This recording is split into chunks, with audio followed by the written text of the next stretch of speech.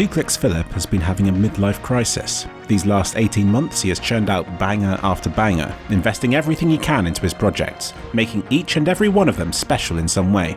Yet his views have remained roughly the same. Maybe they've dropped a bit because he's made less content, and it's burning him out. Hopefully you've noticed his videos have become better, or at the very least that they're longer and more complicated now. Whereas in the past he might have spent 8 hours making a video in a single day, they now span several days or a week or so, as he goes through it again and again, tweaking the audio levels, refining the transitions, making sure his voice doesn't sound like AI, altering the script to cut down on repetition or to shave seconds off a point that he's trying to make. And on top of all of this, he goes out of his way to devise elaborate sketches to raise his content above the standard set previously. I think it's fair to say that these days the standard is sky high, with each new release receiving the level of polish previously reserved for the Klik Empire's greatest creations. 2kliksphilip thought this would help his content to gain popularity, but he was wrong. 2kliksphilip is a channel with zero loyalty. If he makes a video on a current or popular topic, then it will be viewed by subscribers and new viewers alike. If he analyses the Radeon 6500 XT for the 10th time though, people won't watch it. His viewers have decided whether or not his content is worth watching before they even click on the thumbnail. Most of that additional effort that he's been investing into his videos is misplaced, and the solution to all of this is very, very simple. He needs more quantity. I've said before that I believe quantity has its own sort of quality. On a crowded platform such as YouTube, quality isn't enough, so you also need the quantity for at least some of your content to be seen, and to continue to be seen. And 2kliksphilip has noticed that when he releases a new video, it isn't just that new video that benefits. His older content sees a spike of new views as well, as if his latest video has opened a sinkhole to suck viewers into watching his channel again. He wondered how high the quality of his content could reach, and it turns out he's still improving, spending longer on each project. But he now knows that the grass isn't always greener. Now is his chance to turn the other way and to see how low he can go. There is going to be a standard that, if he drops below it, then the average viewer will start to notice and to resent him for. But I don't know if I've ever stooped that low before, and it might be interesting to try, just to see what happens. Now this video was made a bit in advance. At the time of making this, 2kliksphilip has still got some epic content to release, but after that he's going to try something new by going in the other direction. I suggest 5 minutes with 2kliksphil, a return to videos which take less than a day to make. Back to an era when breaking news in the morning can be turned into a video by the evening, along with all the benefits that come with being such an early poster. All this time, I improved my standards of video making, and the benefits of that extra polish have spilled on over to my other channels, but so have the bad habits. Things like the idea that a video cannot be finished in a single day, so why not wait till tomorrow to do the final review over the project? Hell, even when I'm not being lazy, suddenly 6 hours have passed and all I'll have to show for it is a level of refinement that but a handful of viewers will ever even notice. That is not a good use of my time. And spending more time on a project has consequences even after the video has been released. When I've gone out of my way to make a video special, then I take criticism about that video far more personally, and I dare not delete all the footage in case I need to correct some stuff and to re-upload. That's less of a concern when I can make a video in just a couple of hours, for in the time it would have taken to fix that released video, I could already be 50% done on the next. Guess which strategy benefits my channel the most? This year, so far, I've been tidying up and finishing off older projects. That started off with my parents' 60 VHS tapes.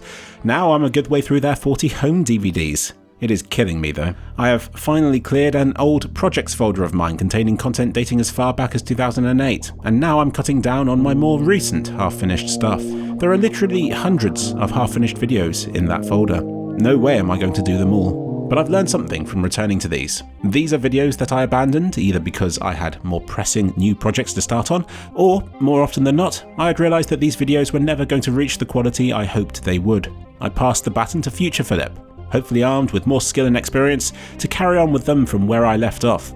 And all these unfinished projects have left several terabytes of footage on my hard drives that I'm too afraid to delete just in case they're needed for that project that I may return to someday. I am now that future Philip returning to these, and first off, thanks a lot, younger Philip. Why do you think I'd be any more interested to finish your subpar content now than you were back then? It's merely standing in the way of me and new, better ideas.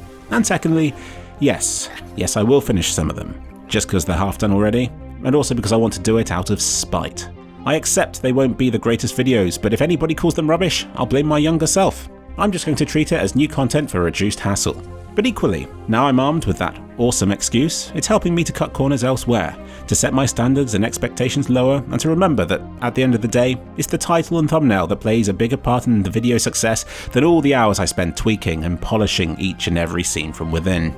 Those few hours I spend hand-typing each and every subtitle script, only for them to get nitpicky comments telling me I typed something wrong, that stuff doesn't benefit my viewers, and it certainly doesn't benefit me. But this isn't the end of good, high-quality content. If 2kliksphilip has a great idea, like the Grand Unified Toilet Theory video, then he will splurge the extra time and effort required to unlock the idea's full potential. And both he and his audience will probably appreciate these special videos more if they're less frequent. Sometimes a special video isn't needed, with merely the right title and thumbnail being enough. He simply needs more of those titles and thumbnails for people to click on. 3kliksphilip, though, is a different story. I feel his content does benefit from silly sketches and from the extra effort that he invests into them. Because when he posts, his viewers watch. Not because the title or thumbnail interests them, but because they know it'll be something to do with Counter-Strike. Yet they enjoy how he deviates from that topic. But 2kliksphilip is not that kind of channel. A while ago, I made a 5 Minutes with Phil series on this channel, the idea being to keep the content quick and easy, just to keep this channel ticking over. Many of you enjoyed that series, but it wasn't the right kind of content for this channel because the viewing figures still didn't justify the amount of my day, every day, that it took to make that content. But 2kliksphilip and his diverse variety of semi-popular topics he wants to cover might. When I think of who I watch on YouTube, I like to think I appreciate the high-quality content creators. But that doesn't help me to support them when I only see a new release from them every few weeks or months. I find myself falling into the habit of watching the YouTubers who produce more regular content, even if it isn't to such a high standard, because it's easier for me to get into the habit of watching them regularly. And I begin appreciating them for more than just the level of polish that their content possesses. Like I said, quantity has its own sort of quality. You know my biggest rival? It's Linus Tech Tips. You will watch him. You don't admit to it, but you do. Now, I like to think that we produce very different sorts of content. But it seems like the main difference between his team and myself is that he's producing new videos daily. 2kliksphilip's releasing one every couple of weeks. I do worry that my rising standards are because I benchmark myself against channels that now have a team of people working on them in order to ensure regular content gets out.